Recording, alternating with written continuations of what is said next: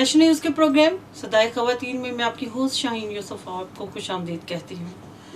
नाज़रीन, जैसे कि आप जानते हैं, हमारा ये प्रोग्राम पाकिस्तान में बसने वाली उन ख़वातीन की आवाज़ है जो हर रोज़ मुख्तलिफ़ किस्म के मसाइल का सामना करती हैं। हम उन पर बात करते हैं और इसके साथ साथ उनकी कामयाबियों का जो सफ़र है उसको बयान करने की कोशिश करते हैं, ताकि हमारी आज की जो नौजवान नस्ल है, जिसमें हमारी ख़ास तौर पे बहनें, बेटियाँ जो काम कर रही हैं, जो आगे बढ़ रही हैं, उनके लिए हौसला और हिम्मत जो है वो बन सके।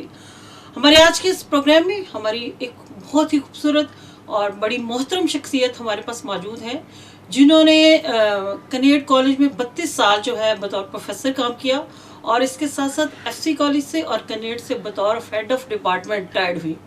आज हमारे साथ मौजूद है जो हमारे साथ बात करेंगे ना सिर्फ अपनी कामयाबियों की, बल्कि पाकिस्तान में रहने वाली उन तमाम ख़वातीन की भी आवाज़ बनेगी जो हर रोज़ अपने काम के लिए निकलती हैं, पढ़ती हैं, और ख़ास तौर पे चूँकि इनका अदब से और तालीम से ताल्लुक़ रहा, हम इस हवाले से उनके साथ बात करेंगे। नाज़रीन, हमारे साथ रहिएगा और हमारी इस गुफ्तगू का हिस्सा होते हुए अपनी राय का जो हमारे कमेंट हैं और लाइक्स हैं उनके ज़रिए हमें इजहार कीजिएगा, ताकि ये हमारा प्रोग्राम जो है ना सिर्फ हमारी बल्कि हमारी दूसरी जो बहनें हैं उनकी आवाज़ बन सके। आइए नाज़रीन, आज के जो हमारे मेहमान हैं उनसे बात करते हैं, जो किसी तारुफ की मोहताज नहीं, प्रोफेसर विक्टोरिया पैट्रिक। हम मैडम आपको खुश आमदीद कहते हैं आज सदाए ख़वातीन के इस प्रोग्राम में। आपने अपना कीमती वक्त निकाला और हमारे साथ आज इस खूबसूरत भी, अहम भी और ज़रूरी मौजू पे हमारे साथ बात करने के लिए मौजूद हैं।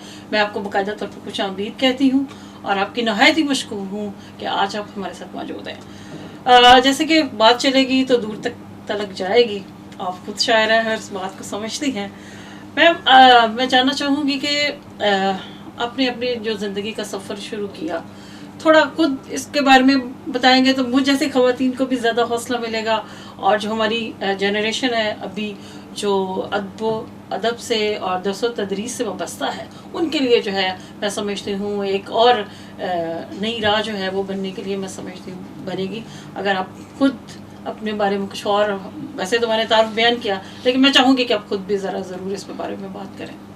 बहुत बहुत शुक्रिया शाहीन, मुझे अच्छा लगा यहाँ पे आके आपसे बात करने को। वैसे तो मुलाकातें होती हैं तो ऐसे मौज़ूआत जो हैं वो ज़ेर बहस नहीं आते, तो मैं भी ये समझती हूँ कि इंसान का तजुर्बा और मुशाहिदा जो है वही उसकी सबसे बड़ी कामयाबी का सबब होता है, और उसी के वसीले से दूसरों को के साथ अगर बात की जाए तो वो ज़्यादा अच्छी तरह से समझ में आ जाती है। तो मैं तो ये शुक्र करती हूँ कि हम उस मुआशरे में रहते हैं जहाँ पे माएँ बड़ी स्ट्रॉन्ग हैं और वो बेटियों का बड़ा साथ देती हैं, और ख़ास तौर पर मेरी माँ ने तो बहुत ज़्यादा मेरा साथ दिया। और आज जो मैं यहाँ पे हूँ तो मेरे पीछे जो सबसे बड़ी ताकत है वो मेरी माँ है। तो मेरे वालिद जो थे वो आर्मी में थे, तो आर्मी का तो दस्तूर है कि किसी एक शहर में आप 2 साल से ज़्यादा नहीं रह सकते। तो जहाँ तक मेरा तालीमी सफ़र है वो तो यूँ कह लीजिए कि एक जमात एक शहर में, इब्तदा लाहौर से की, उसके बाद कराची में 3री जमात पास कर ली, फिर जेहलम चले गए तो प्राइमरी पास कर ली, फिर मरी चले गए तो 7वीं पास कर ली, एबटाबाद चले गए तो 8वीं पास कर ली। फिर फाइनली जब तब्दीली हुई बंगाल में, अच्छा, तो वो 1100 मील दूर अपने शहर से हम समुंदर पार चले गए। बहिरा अरब का फासला जो है पानी का मशरक़ी पाकिस्तान और मगरबी पाकिस्तान के दरमियान काफ़ी था। तो वो 2 साल जो वहाँ पे गुजारे वो एक बड़े खूबसूरत और तजुर्बाती साल थे, और वो सारे साइक्लोन्स में किस तरह से लोग दबाव बर्बाद होते, तिनकों के घर बिखर जाते, सुबह फिर वो इकट्ठे किए जाते, फिर वैसी ही दुनिया आबाद हो जाती। तो वो मनाज़र जो है उस वक्त तो एक आम सी बात लगती थी, बड़ी तकलीफ़ होती थी। इन लोगों ने एक ही फट्टे में फट्टा बनाया होता था जिसमें सब सोते थे, और तिनकों के घर बने हुए, चटाइयाँ जोड़ के, बांस जोड़ के। जब हम बंगाल से वापस, बंगाल में मेडिकल कॉलेज खुला तो 10th पास करने के बाद जितने भी लोग थे वहाँ पे, लड़के लड़कियाँ, उन सबको वहाँ उसमें दाखिला मिला उनकी प्री मेडिकल क्लासेस में ना, प्री MBBS क्लासेस में। تو میں نے شور مچا دیا، میں نے نہیں یہاں رہنا، میں نے اپنے والدین کے ساتھ جانا. چلیے جی ہم لاہور آ گئے.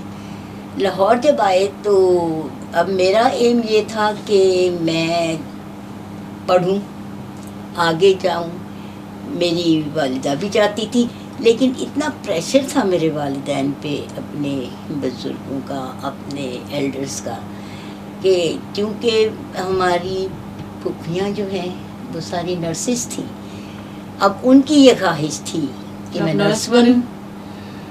اور دھماکہ اس وقت ہوا جب مجھے داخلہ فارم دیا گیا کہ اس کو فل کرو. تو بتا دیا گیا کہ تیرا تو یونیفارم بھی تیار ہے، تیرا سب کچھ تیار ہے، بس تو نے بہاول وکٹوریہ ہاسپٹل میں جانا ہے ٹریننگ کے لیے. رو رو کے میرا برا حال، میری ماں کا برا حال کہ نہیں جی یہ نرس نہیں بنے گی، یہ گھر سے باہر نہیں جائے گی. ایک بیٹی کو کون بھیجتا ہے ادھر ادھر. خیر جی والد صاحب تو چپ ہو گئے کیونکہ ددیال تھا، لیکن میری ماں کی یہ ہمت تھی کہ انہوں نے ادھر ادھر سے انفارمیشن کلیکٹ کرنی شروع کر دی کہ کیسے اس کو میں اس چنگل سے نجات دلاؤں. مطلب نرسنگ پیشہ بہت اچھا ہے، لیکن میری طبیعت نہیں ہے کہ نہ میں زخم دیکھ سکتی ہوں، نہ میں خون دیکھ سکتی ہوں، نہ کسی کو تڑپتا دیکھ سکتی ہوں. تو یہ ساری چیزیں جو ہیں وہ میری فطرت کے خلاف تھی. تو اچانک کہ میری ایک فرینڈ ہے، اس کے ساتھ میری ملاقات ہوئی، تو اس نے مجھے کہا کہ تو چل میرے ساتھ کنیٹ چلتے ہیں. تو وہ مجھے کنیٹ کالج لے گئی. وہاں جا کے پتہ چلا کہ کرسچن بچوں کے لیے نا بہت فیسلٹیز ہیں، لیکن اس کے لیے ایک ٹیسٹ پاس کرنا پڑتا ہے ایڈمیشن کا، اور وہ انگلش کا ٹیسٹ تھا کیونکہ ساری برٹش لیڈیز پڑھاتی تھی، تو ظاہر ہے کہ ان کو وہی اسٹوڈنٹ چاہیے تھے جو سمجھتے تھے. خدا نے ہر قدم پہ میرا ساتھ دیا جیسے کہ اس کا وعدہ، اور ٹیسٹ میں پاس ہو گئے. ٹیسٹ میں جیسے ہی پاس ہوئے ہیں تو ساتھ ہی ایک پرچی مل گئی، کتابیں بھی مل گئی، ایڈمیشن بھی مل گئی، اسکالرشپ فارم بھی مل گیا، اور سب کچھ نہ ہوتے ہوئے بھی اس کالج میں داخلہ مل گیا جس میں لوگ ترستے داخلہ حاصل کرنے. آج بھی کمپٹیشن چلتا ہے. تو خدا کا شکر ہے کہ میٹرک کے رزلٹ پہ گورنمنٹ کا اسکالرشپ بھی آ گیا، تو وہاں کالج کا اسکالرشپ بھی مل گیا. اور اس طرح سے خدا نے ایک ایسا سلسلہ بنا دیا کہ ایک رزلٹ پہ جو ایک سب سے بڑا تھا اسکالرشپ، سیگل فاؤنڈیشن اسکالرشپ، اس میں میرا نام آ گیا. وہ تھا ایم اے تک کا پورا اسکالرشپ، ایجوکیشن کا، ہاسٹل کا، اور سارے تعلیمی اخراجات کا. اس زمانے میں عام پروفیسر کی تنخواہ جو ہے نا 400 روپے ہوتی تھی، اور ہمارا وظیفہ جو تھا وہ 600 روپے ماہوار تھا. تو یہ ایک بہت بڑا خدا کا کرم تھا کہ نہ ہونے کے باوجود اس نے مجھے اس مقام پہ کھڑا کیا جہاں سے میرے لیے راستے ہی راستے تھے. تو یہ خدا کا بڑا شکر ہے کہ نیٹ کالج سے بغیر کسی رکاوٹ کے بی اے پاس کیا. اور مزے کی بات اس میں یہ ہے کہ ادھر سے ایم بی بی ایس والے کو پری ایم بی بی ایس داخلہ چھوڑا، ادھر یہ اسکالرشپ ایم اے انگلش کے لیے ملا تھا، اور میری ڈسٹنکشن اردو میں آ گئی.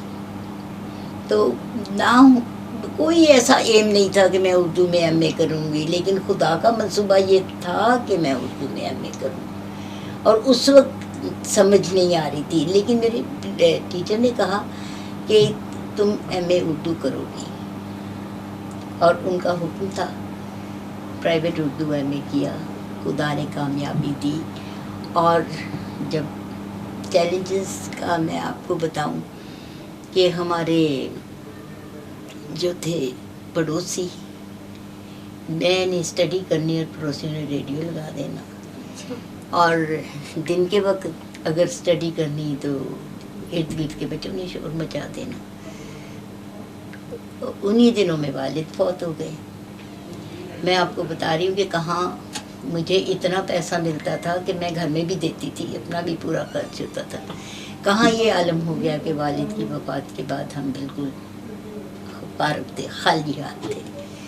اور ایم اے کا جب رول نمبر آیا تو میں پریشان تھی کہ نہ تو میں نے پڑھا باپ کی بیماری کی وجہ سے، نہ میرے پاس کتابیں ہیں.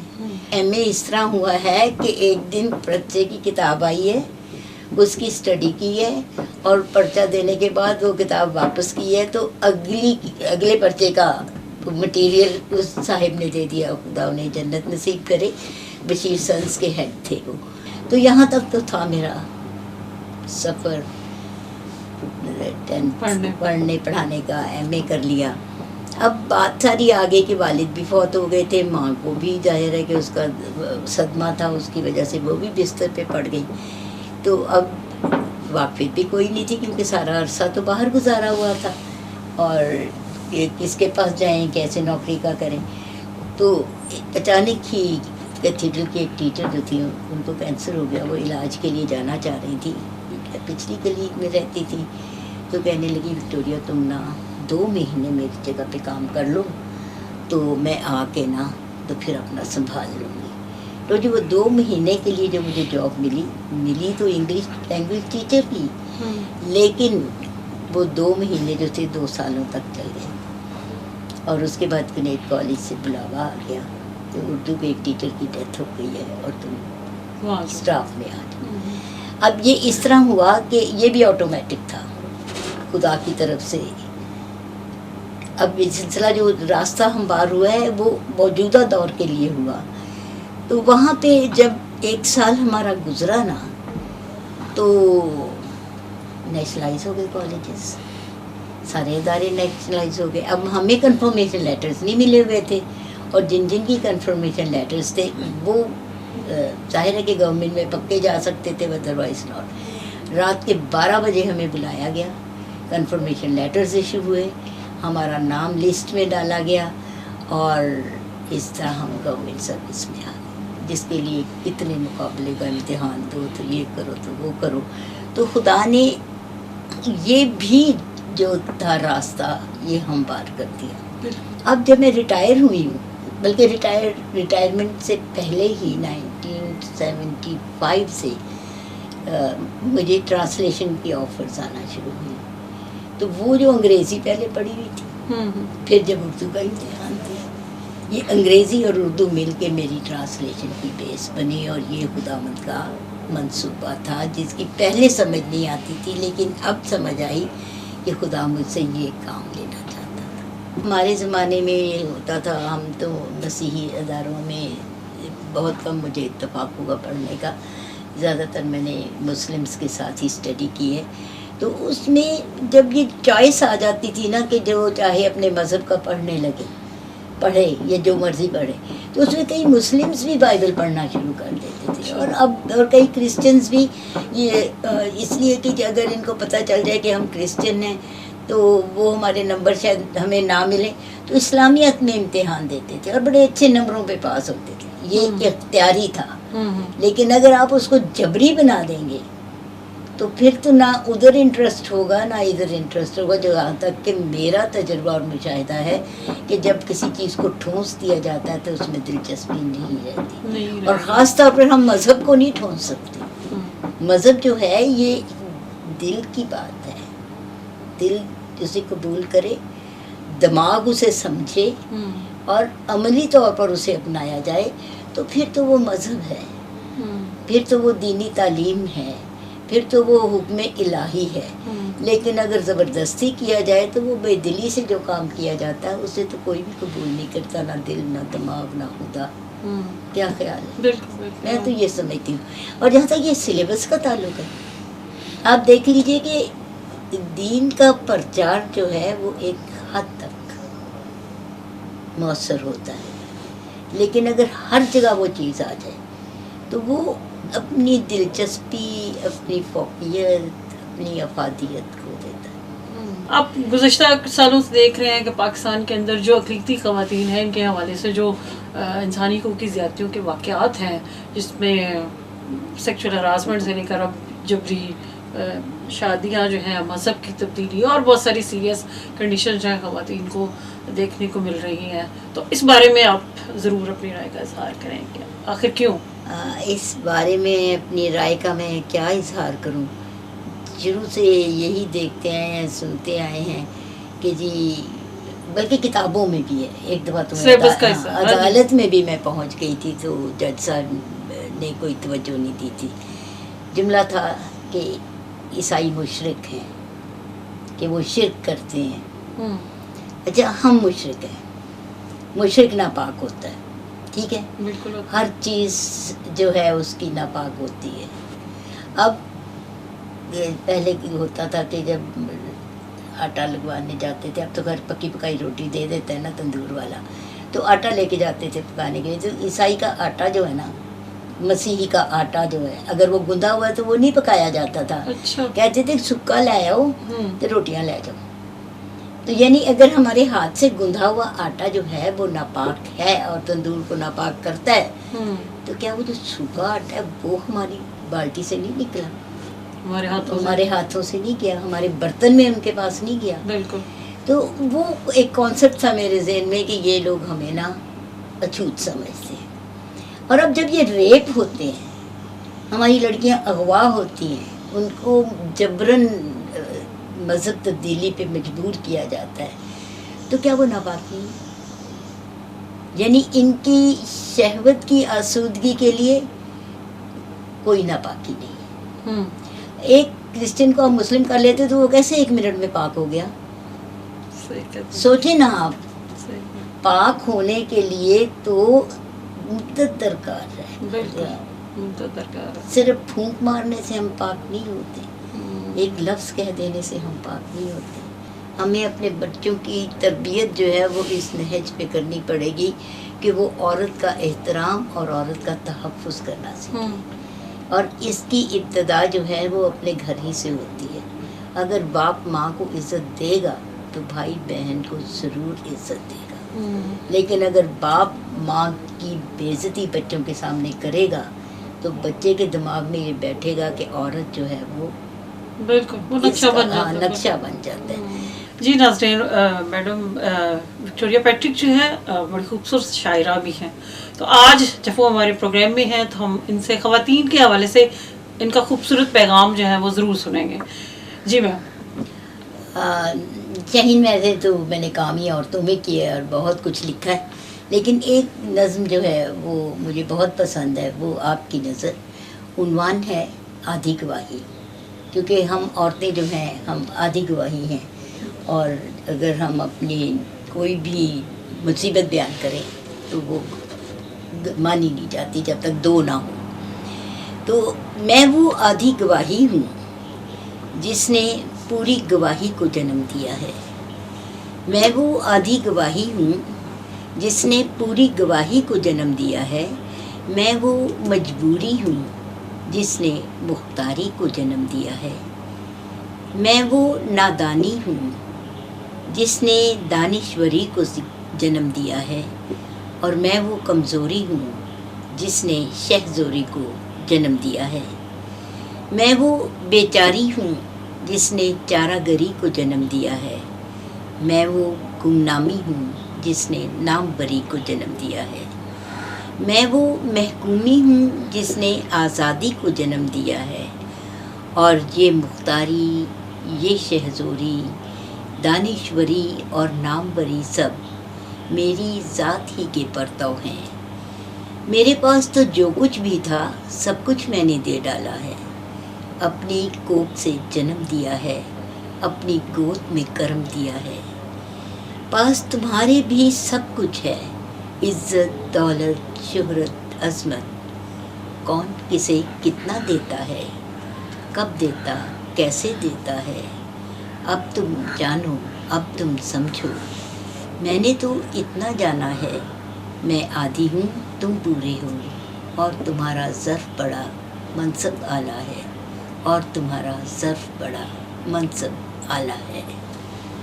بہت خوب میم. اگر مجھے اجازت ہوتی تو میں ضرور کھڑے ہو کے آپ کے لیے کلیپ کرتی. بڑی خوبصورت نظم میں سمجھتی ہوں. اور صحیح بات کہ عورتی گواہی آج بھی آتی ہی ہے، بلکہ ہم مسیحیوں کی تو چوتھائی ہے. بالکل. 4 عورتیں اکٹھی ہو تو ایک گواہی بالکل ایک گواہی ہماری بنتی ہے. نہ 4 ہو سکتی ہیں اور نہ گواہی پوری ہوتی ہے. जी नाजरीन, आज सदाए ख़वातीन के इस प्रोग्राम में हमने एक बड़ी खूबसूरत शख्सियत से गुफ्तगू की, जिन्होंने अपनी ज़िंदगी के नशेबो फ़रेज़ से लेकर नशेबो फ़राज से लेकर उनकी कामयाबियों और जो उनके चैलेंजेस थे उन पर किस तरह काबू पाया, वो आज उन्होंने हमारे साथ बयान किया। और इसके साथ साथ उन्होंने मौजूदा दौर में जो नसाबी लिहाज से इस वक्त चैलेंजेस हमें देखने को मिल रहे हैं, और आज के जो हमारी ख़वातीन जो ख़ासतौर पे अक़लीती ख़वातीन हैं जिन मसाइल का सामना कर रही हैं, उसकी एक तल्ख़ तस्वीर जो है वो हमारे सामने पेश की। मैडम विक्टोरिया पेट्री की सारी गुफ्तगू को मैं एक चंद अल्फाज में महफूज करना चाहती हूँ अपने दिल में भी, और आप नाजरीन के लिए बयान करना चाहती हूँ कि वाकई हमें जानने और फिर समझने की ज़रूरत है आज कि जो हमारी औरत है, चाहे वो हमारी माँ है, वो हमारी बेटी है, या कुछ जो भी उसका हमारे साथ रिश्ता है, वो आधी नहीं है, वो एक मुकम्मल इंसान है। और जो सबसे ज़रूरी बात है, हमें उसकी उन तमाम सलाहियतों को जानने की, समझने की ज़रूरत है। जब हम उनको जान लेंगे, उनको समझ लेंगे, तो हमारी औरतें अधूरी नहीं रहेंगी, हमारी औरतें महरूम नहीं रहेंगी, हमारी बेटियाँ जो हैं वो तन तनहा नहीं रहेंगी, चाहे ज़िंदगी में उनके कैसे भी हालात होंगे, हम उनके साथ खड़े होंगे। आए बढ़े और अपनी बेटियों को वो नाम, वो इज़्ज़त और वो वक़ार दें। वो ना सिर्फ हमारे लिए बल्कि हमारी कौम के लिए जो है वो एक रोशन ममार बनकर हमारे सामने आए। आप सबका बहुत शुक्रिया।